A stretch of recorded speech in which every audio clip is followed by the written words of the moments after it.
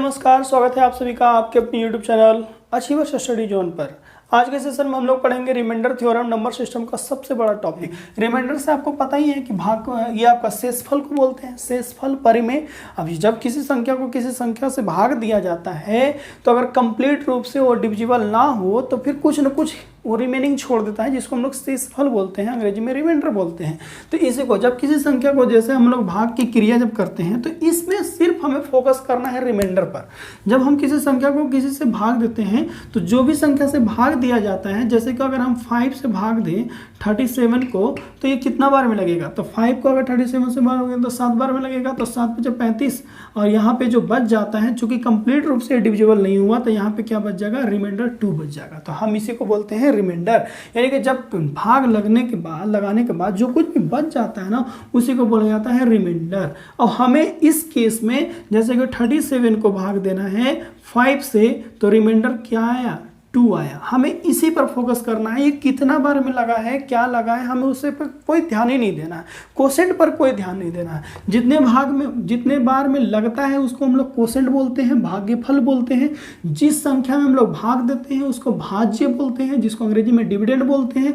जिससे भाग दिया जाता है भाजक यानी कि डिवाइजर, और जो कुछ बच लगाने के बाद जो बच जाता है उसको बोलते हैं रिमाइंडर। यानी कि ये क्या है जी, भाजक, ये क्या है, भाज्य, ये क्या है, भाग्यफल, ये क्या है, शेष।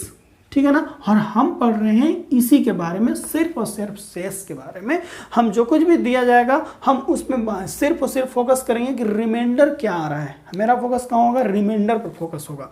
तो अब देखिए क्या हम इस 37 के बारे में ये नहीं लिख सकते, 37 के बारे में लिख सकते हैं ना कि 37 इक्वल टू 5 को अगर 7 से गुना कर दें, 5 को 7 से और 2 अगर ऐड कर दें तो ये क्या आ जाता है, 37। यानी कि हम कह सकते हैं कि डिविडेंड बराबर क्या होता है, तो डिवाइजर है ना, डिवाइजर गुना कोसेंट प्लस क्या होता है, रिमाइंडर। ये चीज़ आप एक लाइन में याद रख सकते हैं कि जो भाज्य बराबर होता है भाजक गुने भागफल प्लस क्या होता है, शेष होता है। हम यहाँ से सीख रहे हैं कि ये कैसे आया है। किसी भी संख्या को जिससे भाग देते हैं वो क्या होता है, ये हमारा क्या है, डिवाइजर है। और ये वाला क्या है, डिविडेंड है जी, डिविडेंड है। और ये वाला क्या है, डिविडेंड है। और ये वाला क्या है, तो रिमाइंडर है। आर से कितने बार में लगा, हमें उस पर कोई ध्यान नहीं देना है। तो अब इसका बेसिक रूल क्या है, जैसे इसके बहुत सारे तरीके हैं अलग अलग। जो सवाल जो एग्जाम में आएगा उसको सॉल्व करने के बहुत सारे तरीके हैं।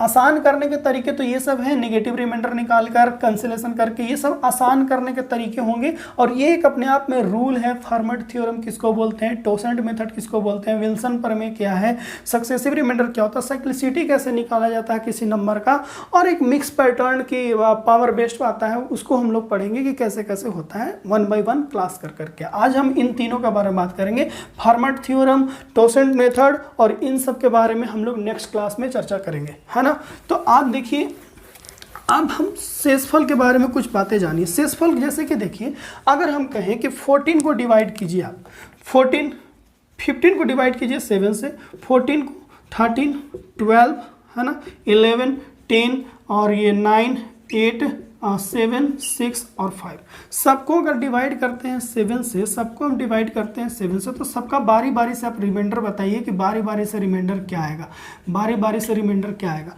अगर हम इसको डिवाइड करने चलें तो ये कितना बार में, 2 बार में जाएगा, रिमाइंडर क्या आएगा, रिमाइंडर 1 आया।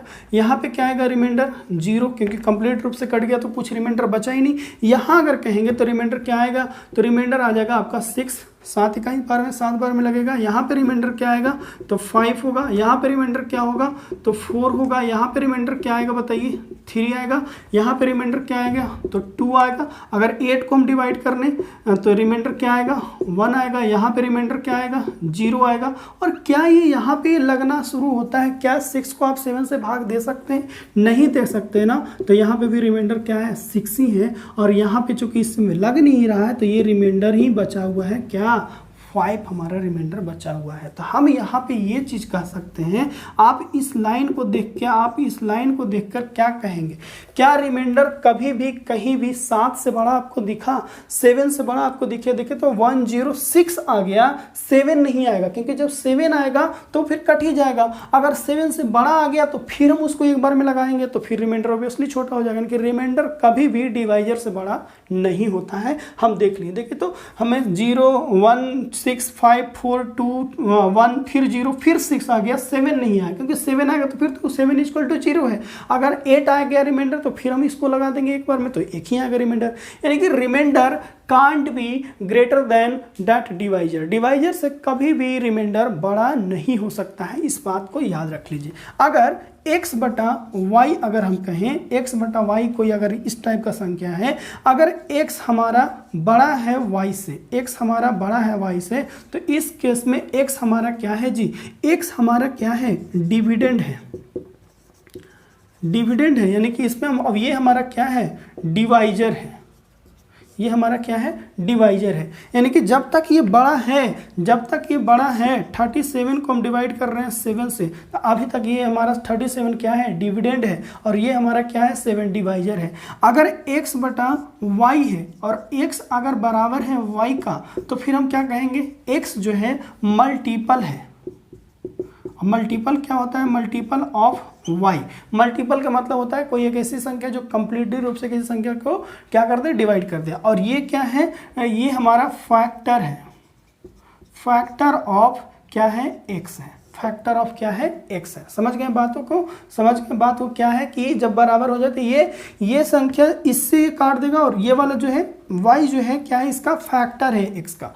थर्ड कंडीशन में क्या होगा कि अगर x बटा y में क्या है कि x हमारा लेस देन y है, x हमारा लेस देन y है, इस केस में x जो है खुद रिमाइंडर होता है, x हमारा खुद रिमाइंडर है, और ये तो हमारा डिवाइजर है, ये है। यानी कि जैसे कि 6/7, जैसे कि 21/25, जैसे कि 36/39, 37, ये सब क्या है, ऑलरेडी रिमाइंडर है। अब इसको भाग लगा ही नहीं सकते, और हम जानते हैं remainder can't be greater than divisor. Divisor से कभी भी रिमाइंडर बड़ा नहीं हो सकता है, उससे जब भी होगा छोटा हो। ये ऑलरेडी छोटा भी लगेगा ही नहीं, तो इसलिए इसका ये ऑलरेडी क्या है, ये सब के सब, ये सब के सब, ये 6 इसका क्या है, रिमाइंडर है। ये हमारा रिमाइंडर क्या है इस केस में, 21, इस केस में रिमाइंडर क्या है, 36 है कि नहीं है रिमाइंडर, है ना। संख्या ऑलरेडी छोटा, जब बराबर हो जाए, जैसे कि 7/7, ये ऑलरेडी क्या है जी, 7/7 में क्या है, तो रिमाइंडर हमारा 0 है, रिमाइंडर यानी कि कट ही जा रहा है। अगर हम 14/7 कहें तो ये भी हमारा क्या है, इस संख्या का ये मल्टीपल है, और 14 का 7 क्या है, फैक्टर है, यानी कि इस केस में रिमाइंडर क्या आएगा, 0 आएगा, जब x बराबर हो जाए या उसका मल्टीपल है तो, ठीक है। और ये वाला चीज़ जब ये बड़ा है, जब तक बड़ा है तब तक ये डिविडेंड है, भाज्य है, तब तक ये कटता जाएगा। इस बात को समझ गए, 2 लाइन समझ गए आप, क्या क्या समझे। डिविडेंड बराबर क्या होता है, डिवाइजर को गुना कर दो कोसेंट से और उसमें रिमाइंडर ऐड कर दीजिए तो क्या निकल के आ जाता है, हमारा डिविडेंड। और दूसरी बात हमने समझा कि इस लाइन से ये क्या समझे कि डिवाइजर जो रिमाइंडर होता है कभी भी डिवाइजर से बड़ा नहीं होता है। जो क्या समझे हम कि जो रिमाइंडर होता है वो कभी भी डिवाइजर भाग देने वाली संख्या से कभी भी बड़ी नहीं होगी। और कंडीशन हमारे पास 3 ठो बनते हैं। अगर ये वाला संख्या बड़ा है इस संख्या से, जैसे कि x is greater than y, then x is dividend. When x is less than y, then x is already remainder. हमें इसको भाग देने की जरूरत नहीं है। जब ये ऑलरेडी y से अगर छोटा हो तो भाग देने की जरूरत नहीं है। ये बात, छोटी सी बात समझ में आ गई आपको। क्या क्या समझे हम रिमाइंडर वाला में। रिमाइंडर कभी भी किसी भी संख्या, जैसे कि देखिए एक एग्जांपल के रूप में हम यहाँ पे लिख रहे हैं, जैसे 23/7, यहाँ पे बताइए रिमाइंडर क्या है, तो रिमाइंडर यहाँ पे क्या आएगा, रिमाइंडर हमारा 0 आएगा। यही 27/7 कहें तो देखिए अब ये लग सकता है, अब ये लग सकता है, यहाँ पे रिमाइंडर कुछ आ सकता है, रिमाइंडर में लगा कर ढूंढना पड़ेगा। सच्चों का कितना होता है 28, यानी कि रिमाइंडर क्या आएगा 6। लेकिन अगर हम कहें कि नहीं, बताइए आप 27/29, क्या ये अब लगेगा। ये ऑलरेडी जब ऊपर वाला पार्ट जो होता है जिसको हम लोग नॉमिनेटर पार्ट बोलते हैं, नॉमिनेटर पार्ट अगर डिनोमिनेटर पार्ट से बड़ा छोटा हो जाए तो यह ऑलरेडी रिमाइंडर है। रिमाइंडर हमारा क्या है 27 ही हो जाएगा। यहाँ पे रिमाइंडर 0 हो जाएगा, यहाँ पे रिमाइंडर क्या हो जाएगा 6 हो जाएगा। बात समझ में आ गया। Remainder can't be greater than divisor, ठीक है ना। और ये केस समझ में आ गया। अगर बटा वाला केस पे दिया हुआ है, ये ऑलरेडी अगर ये बड़ा हुआ है तब हम इसको भाग देंगे। अगर ऑलरेडी इस भाग देने वाली संख्या से ही छोटी है ऊपरों की संख्या, नॉमिनेटर पार्ट की संख्या, तब हमें भाग देने की जरूरत नहीं है। वही उस संख्या का क्या होगा, रिमाइंडर होगा। चलिए अगर मान लेते हैं कि 250 को हमें भाग देना है 11 से। अभी तक तो ये लगेगा क्योंकि ऑलरेडी नॉमिनेटर पार्ट बड़ा है, ये लगेगा कुछ ना कुछ रिमाइंडर आएगा। कितना आएगा रिमाइंडर बताइए, कितना आएगा। एक दो बार में लगाएंगे, कितना आएगा 22, 22 के बाद 3, 3 के बाद 0 तो 30 होगा, तो 30 के बाद फिर से यानी कि रिमाइंडर कितना आएगा 8 आएगा। ठीक है, 250 को जब हम 11 से डिवाइड करते हैं तो रिमाइंडर क्या आता है 8 आता है। ठीक है, अगर हम इस 250 को अलग तरीके से लिख दें, जैसे कि हम इसको लिख दें 200 + 50 और तब भाग दें हम 11 से, है तो ये 250 ही, कोई दिक्कत नहीं है। तो क्या हमारा रिमाइंडर इस 250 को इस तरीके से लिख देने से क्या हमारा रिमाइंडर बदल जाएगा, क्या हमारा रिमाइंडर चेंज हो जाएगा, ये चीज़ को देखिए। तो रिमाइंडर चेंज नहीं होगा, कैसे देखते हैं अभी ट्राई करके। अब हम इसको बारी बारी से दोनों को भाग देंगे, प्रत्येक में केस में क्या क्या रिमाइंडर बचता है। अगर इसको देंगे तो एक बार में जाएगा 9 बचेगा, 9 के बाद 0 90 थे यानी कि 88 यानी कि 2, यहाँ पे रिमाइंडर क्या आएगा 2। अगर हम इसको देंगे तो क्या आएगा 144, यहाँ पे क्या बचेगा 6। अब यहाँ पे अल्टीमेटली हमें मिल गया 2 + 6/11। अब हमें देखेंगे तो 8 बाई क्या आ गया 11। तो फिर से ये देखिए, तो अब तो ये भाग लगेगा नहीं, यानी कि रिमाइंडर हमारा क्या आ गया, रिमाइंडर तो 8 ही आ गया, यानी कि रिमाइंडर नहीं बदला। अगर हम 250 को 200 + 50 लिख देंगे तो भी कोई फर्क नहीं पड़ता, या हम इसको लिख दें 50 × 5 तब भी ये 250 है। 11 से भाग देना चाहते हैं, अब इसको इससे भाग दीजिए आप, तो 11 11 कितना होता है 44, 6 आएगा। अब इसमें तो देंगे तो नहीं लगेगा ना, तब ये बचा क्या 6 × 5/11, 6 बचे कितना होगा 30/11। फिर से जब तक ये बड़ा है, अभी देखिए ये बड़ा था, यहाँ पे ये नहीं बड़ा हुआ, तब ऑलरेडी जो है वही हमारा संख्या क्या है रिमाइंडर है। लेकिन जब ये वाला संख्या से ये वाली संख्या बड़ी हो जाए तो हम फिर से डिवाइड करके इसको छोटा करते हैं, इतना छोटा करते हैं कि जब तक ये 11 से छोटा ना हो जाए। तो हम 22 दोबारा लगाएंगे, तब रिमाइंडर हमारा क्या आएगा, रिमाइंडर आ जाएगा 8।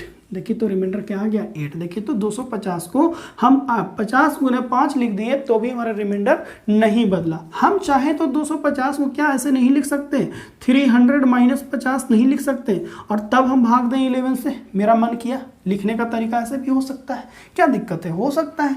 अब हम देखते हैं क्या ऐसा लिखा 200 है तो ये 250 ही, 250 को हम जानते हैं 11 से डिवाइड करने पर रिमाइंडर क्या आता है, रिमाइंडर आता है 8। तो ये भी हमारा 250, इसको इससे भाग कर देंगे तो देखते हैं 2 बार में 22, 8 0 77 3 आएगा। यहाँ पे देखिए तो क्या आएगा 11 आएगा ना। 11 को हम करेंगे तो 11 को जब भाग देंगे तो 11 चौका 44, 11 कितना होता है 44, तो यहाँ पे क्या बचेगा 6।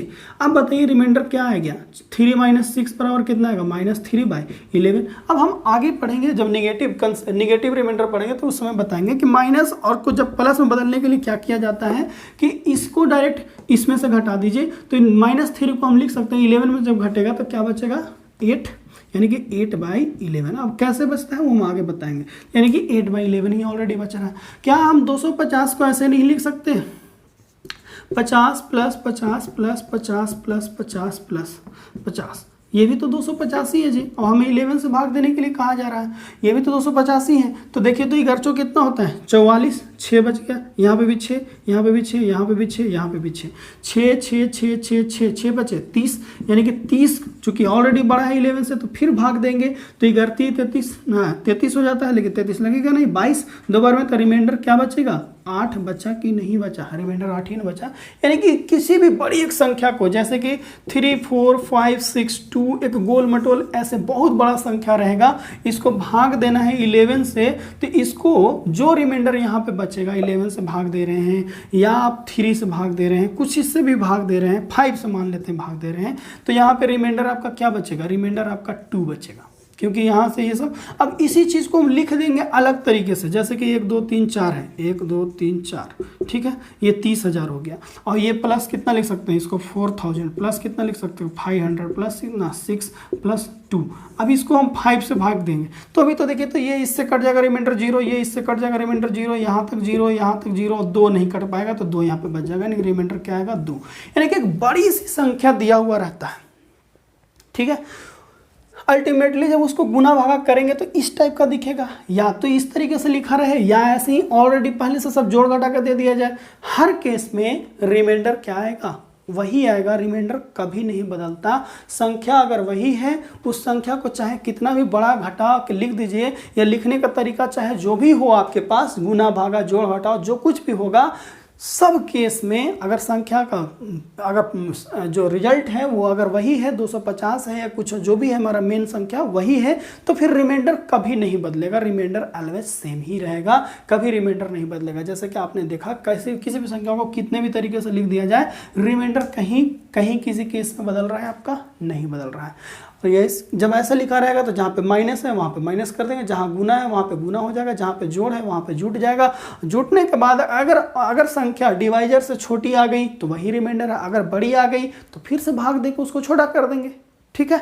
बेसिक तरीका तो समझ गए ना आप। बेसिक तरीका ये समझ में आ गया आपको कि कैसे कैसे रिमाइंडर कभी नहीं बदलता। Remainder never change if the number is same, only the pattern is different. यानी कि लिखने का जो पैटर्न है अगर डिफरेंट हो तो रिमाइंडर नहीं बदलता है। कोई बात, कोई कहीं पे परेशानी नहीं।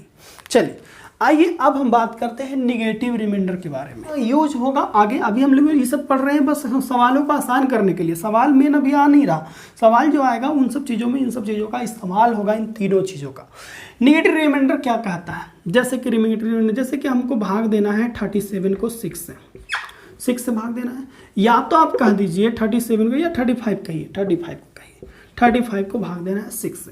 तो अगर जब 35 को 6 से भाग देना है तो कितना बार में लगेगा, कितना बार में लगेगा बताइए, 6 बचे 30, यानी कि रिमाइंडर क्या आएगा 5 आएगा। या क्या हम ऐसे नहीं ले सकते, 6 को भाग दीजिए 35 से, अगर हम 6 बार में लगा दें तो 6 छक कितना होगा 36, माइनस 1 भी बचेगा।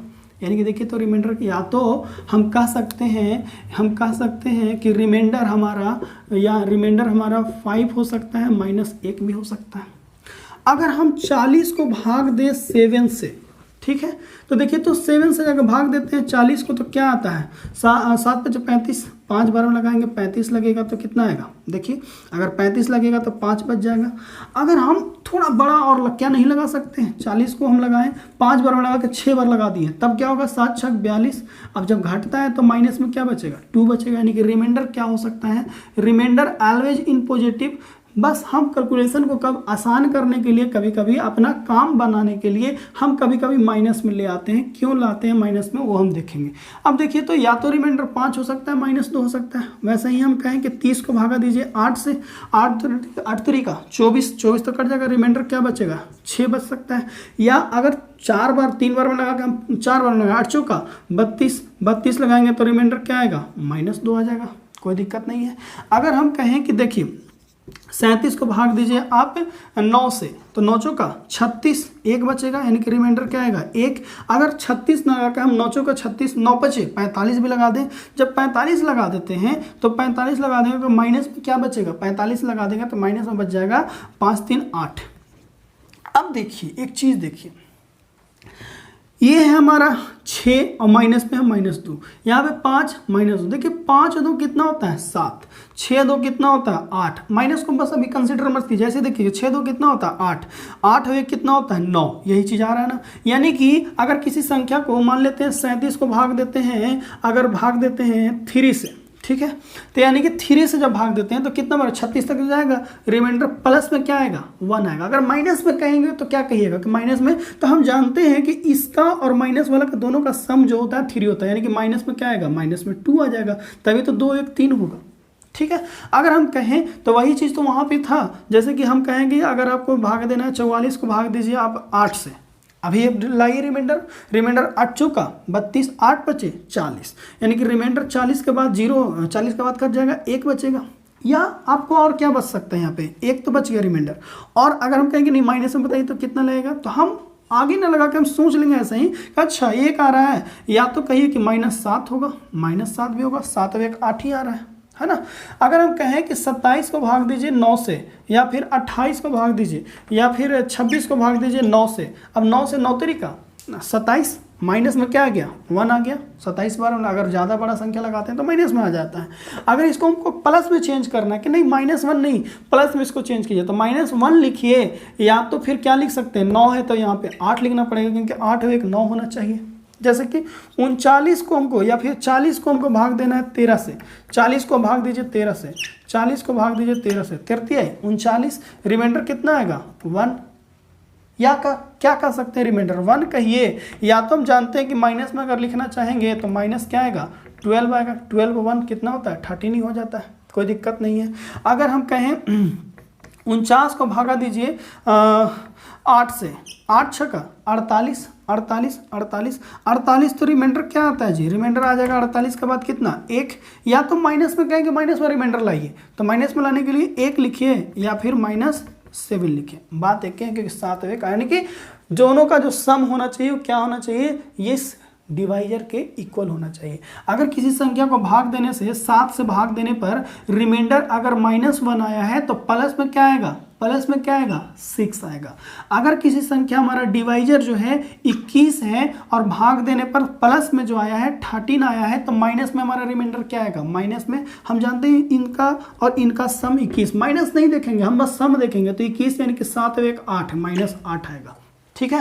अगर कोई संख्या हमारा डिवाइजर जो है 42 है और भाग देने पर हमारा आ रहा है 41 रिमाइंडर आ रहा है, तो माइनस में रिमाइंडर क्या आएगा, तो -1 आएगा, क्योंकि 41 और 1 ये -1 देखिए, माइनस खाली केवल हम बोल रहे हैं माइनस में क्या आएगा, माइनस सिर्फ ये 1 देखिए, 41 + 1 = क्या आएगा 42। कोई दिक्कत, प्लस और माइनस में हम ज़्यादा बार में लगा देते हैं, एक पीछे लगाते हैं। अगर संख्या से छोटी संख्या में भाग लगाते हैं, छोटी संख्या से तो प्लस में आता है, अगर बड़ी संख्या थोड़ा बड़ा दी गई संख्या से बड़ी संख्या से लगा देते हैं, जैसे कि 36 को लगाते हैं तो माइनस में बचता है, थोड़ा इस संख्या से छोटी लगाते हैं तो क्या आता है, प्लस में आता है। अगर देखिए तो अगर 36 से किसी संख्या को हम भाग दे रहे थे तो प्लस में आया कितना 5, तो यही कहें कि माइनस में बताइए तो फटाक से कितना आएगा, तो माइनस में क्या आएगा 1, या तो माइनस में 1 आया तो प्लस में क्या आएगा 5 आएगा, क्योंकि दोनों को जोड़ने के बाद क्या आना चाहिए 6 आना चाहिए। अब ये निगेटिव रिमाइंडर का यूज कहाँ पे है, कहाँ पे यूज होगा, यूज एक बताते हैं, फिर उसके बाद हम जब ये बड़े अच्छा खासा एग्जांपल जब देंगे तब बताएंगे। देखिए यूज कहाँ पे है, जैसे कि देखिए कहेंगे कि 13 को आप भाग दीजिए,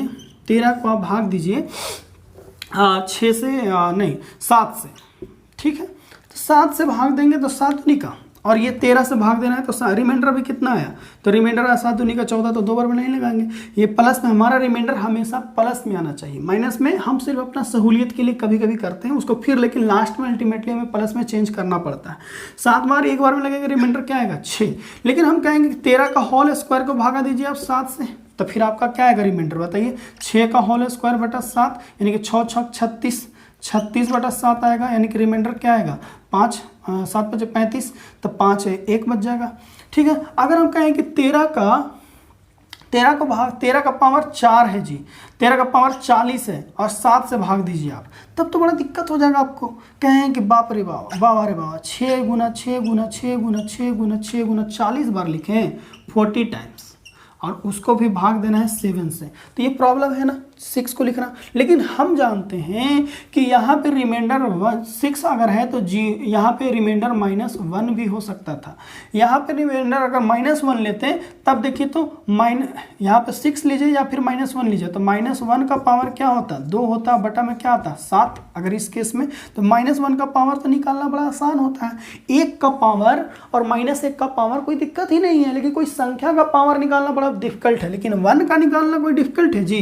तो यहाँ पे क्या हो सकता है, ये माइनस गुना माइनस तो 1/7 यानी कि 1 ही होगा। अब देखिए यहाँ पे भी क्या हो सकता है -1 यहाँ पे 6 ना लेके हम माइनस लिए होते अगर ये रिमाइंडर, तब हमारा -1 का पावर 40/7, हम जानते हैं 1 का पावर 40 करेंगे 1 गुना 1 गुना 1 गुना 1 गुना 1 40 टाइम्स, तो अल्टीमेटली हमें आना क्या है, आना तो है प्लस में, और क्या आना है 1/7। अल्टीमेट हमको निकल गया कि रिमाइंडर क्या आएगा 1 आएगा। आएगा। जबकि इस तरीके से अगर बड़ा रिमाइंडर लेकर चलेंगे और पावर निकालेंगे तो बड़ा दिक्कत होगा। तो जब पावर वाला सवाल दिया रहेगा और रिमाइंडर निकालना होगा तो उस केस में नेगेटिव रिमाइंडर से हमको चलना आसान हो जाता है। जैसे कि देखिए इधर देखिए 15 को भाग देना है, ठीक है, 15 को भाग देना है आपको 8 से। बताइए अभी रिमाइंडर कितना आ रहा है? अभी रिमाइंडर 8 दूनी का 16 नहीं 7 आएगा। या तो रिमाइंडर कहीं है तो -1 भी कह सकते हैं फटाक से। लेकिन 15 का पावर अगर 40 या 41 है और 8 से भाग देना है तो हम जानते हैं कि हम एक बार लगाते हैं यहाँ तो 7 आया, लेकिन -1 भी तो आता है। तो बताइए 7 गुना 7 41 टाइम्स लिखना आसान है कि 1 गुना 1 40 टाइम्स सोचना आसान है? तो 1 गुना 1 सोचना आसान है। तो -1 हम यहाँ पे कंसिडर करेंगे और 41 गुण बटा कितना लिखेंगे 8। हम 7 लिख के -1 लिखेंगे। और चूंकि यहाँ पे -1 को जब 41 टाइम्स निकालेंगे तो अल्टीमेटली फिर से -1 ही आएगा बटा 1। लेकिन क्या ये माइनस में रिमाइंडर होता है? नहीं होता है। हम जानते हैं हम यहाँ पे काम आसान करने के लिए माइनस में जरूर लिए, लेकिन माइनस में हम रखेंगे नहीं। जब आंसर पूछेगा तो कभी भी माइनस में नहीं पूछेगा। हम तो आसानी के लिए हम यहाँ पे क्या कर लिए 7 न लेके -1 लिए और -1 लिए तो अल्टीमेटली फिर माइनस ही में रह गया। तो इनको हम जानते हैं माइनस को प्लस में चेंज करने के लिए क्या करते हैं, आपको बताया था कि अगर डिवाइजर इतना हो तो कितना हो सकता है, प्लस में कितना हो सकता है, माइनस में। तो डिवाइजर 8 है, अगर रिमाइंडर हमारा -1 आ रहा है तो रिमाइंडर प्लस में क्या आएगा 7 आएगा, यानी कि रिमाइंडर क्या आएगा 7। कोई दिक्कत? इसका अच्छा खासा यूज हम आगे वाले क्लास में चर्चा करेंगे नेगेटिव रिमाइंडर। अभी तो हम आपको बस बता रहे हैं, सहूलियत कर लिए। 2-3 चीज़ समझ में आ गया, नेगेटिव रिमाइंडर समझ में आ गया, कैसे निकालते हैं, क्यों निकालते हैं। चलिए ये चीज़ें आपको समझ में आ गई होंगी। आज के लिए हम इतना ही रखते हैं, नेक्स्ट क्लास में मिलते हैं। क्योंकि क्लासेस ज़्यादा लंबे हो जाते हैं तो लोग भी थोड़ा बोर हो जाते हैं कि नहीं इतना लंबा नहीं होना चाहिए। तो देखिए, तो नेगेटिव रिमाइंडर आज समझ गए और आपको समझ में आ गया basic rule of remainder, theorem समझ में आ गया, कंसेप्ट ऑफ कैंसिलेशन हम लोग समझेंगे। 2-3 चीज़ें मोटी बात आप समझ गए कि रिमाइंडर कभी भी भाग दी जाने वाली संख्या नहीं डिवाइजर से बड़ी नहीं हो सकती है। अगर बड़ी नहीं हो सकती, अगर बड़ी हो रही है तो फिर उसको हम भाग दे देंगे। और रिमाइंडर की संख्या को डिवाइजर को डिविडेंड को लिखने का पैटर्न कुछ भी कर दिया जाए, अगर रिमाइंडर एक ही आएगा हमेशा, जो हम एक जैसे 250 को भाग दे रहे थे, हर केस में रिमाइंडर वही आएगा। संख्या का लिखने का तरीका चाहे जो कुछ भी कर दिया जाए। दूसरी तरीक हमने ये सीखा, ये वाला नेगेटिव रिमाइंडर कैसे निकालते हैं। तो जब छोटा संख्या लगाते हैं तो प्लस में आता है, थोड़ा बड़ा लगा देते हैं तो माइनस में आता है। माइनस में क्यों करते हैं? नेगेटिव रिमाइंडर कभी भी माइनस में नहीं बचना चाहिए, हमेशा प्लस में। वो हम अपना काम आसान करने के लिए माइनस में निकालते हैं, ठीक है, ताकि हम पावर वाला जो सवाल आता है उसको हम आसानी से सॉल्व कर सकें। तो इन सब चीज़ों का यूज करेंगे हम लोग नेक्स्ट क्लास में। तब तक के लिए आप अपना ख्याल रखें, ध्यान रखें, जहाँ भी रहें ठीक ठाक रहें और पढ़ते रहें। तो इन सब चीज़ों को नोट किया कीजिए। मिलते हैं नेक्स्ट क्लास में आपसे। आज के लिए विदा लेते हैं। Thank you very much. जय हिंद।